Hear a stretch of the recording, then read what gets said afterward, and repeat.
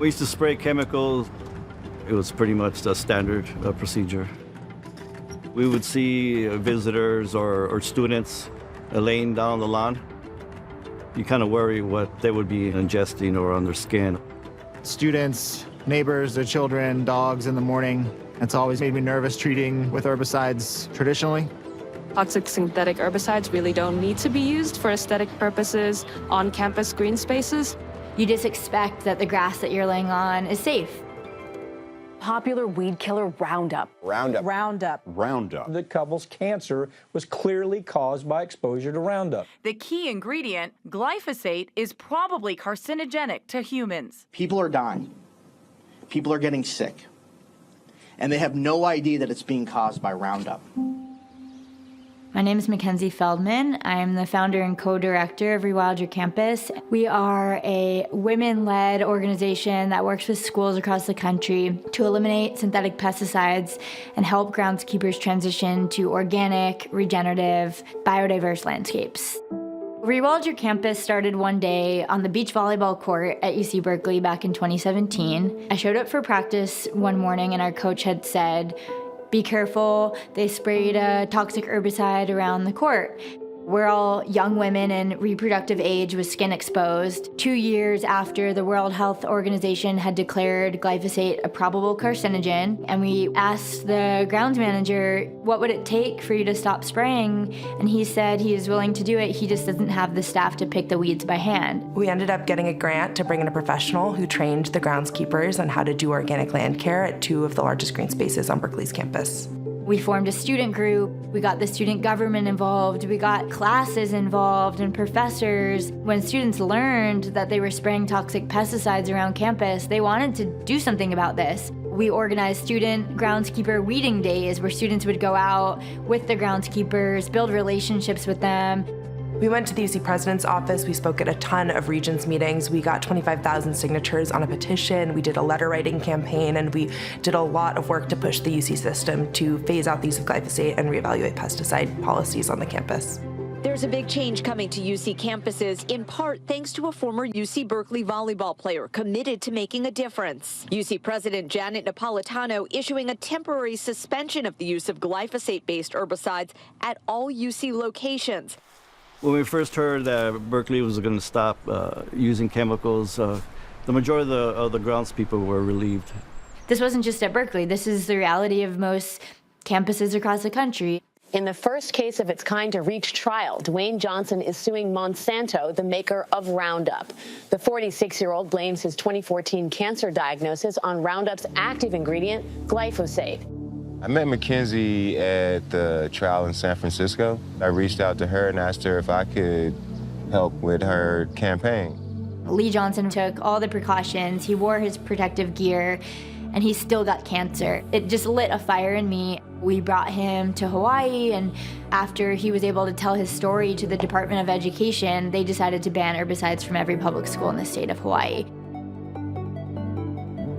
It's really a critical time on this planet. And it's shocking that at the university level, there isn't this awareness. Nobody should have a job that is contaminating themselves as well as the world around them.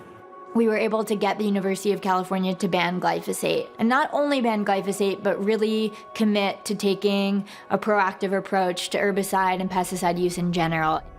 From here, our movement just exploded.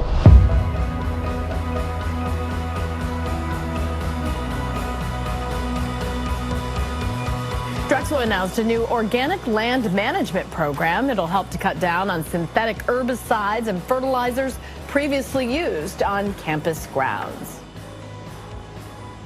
If we could get Drexel to transition to organic turf care, that would actually be really great for the city because it would show that this massive institution was making this switch. Switching to organic was something that had always been in the back of our mind, but we just felt like we weren't really able to do. There was just a unwritten, I think, expectation of turf quality. People often think that organic land care will be less effective and more expensive than conventional, but the reality is that we see cost savings, water savings, and significantly improved soil health when we do organic programs.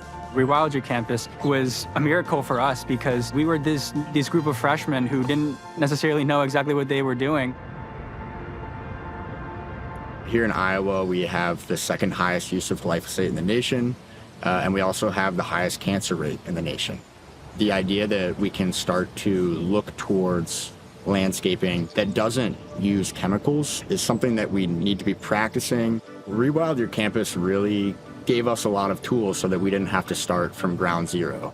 We are home of the Heartland Prairie. We had this great location here, trapped by some sidewalks, and so we thought, what better spot than right there to install a prairie?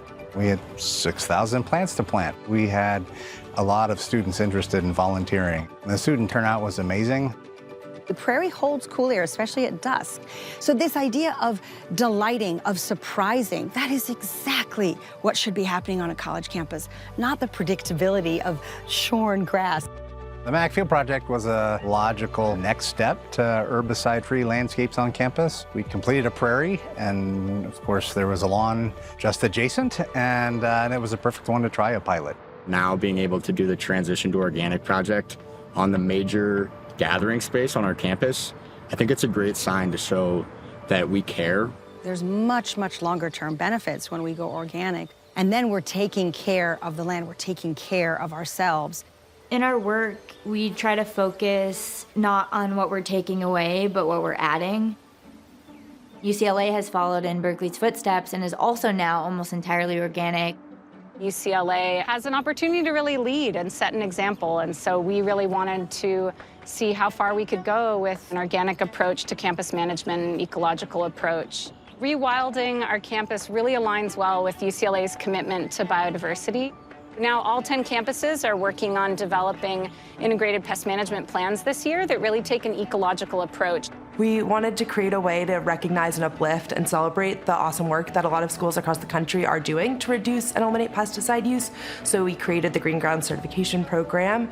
This is also a way for us to incentivize other schools to begin their chemical reduction and elimination journey. UCLA, which is certified at the gold level, was the first school in California to receive the Green Ground certification.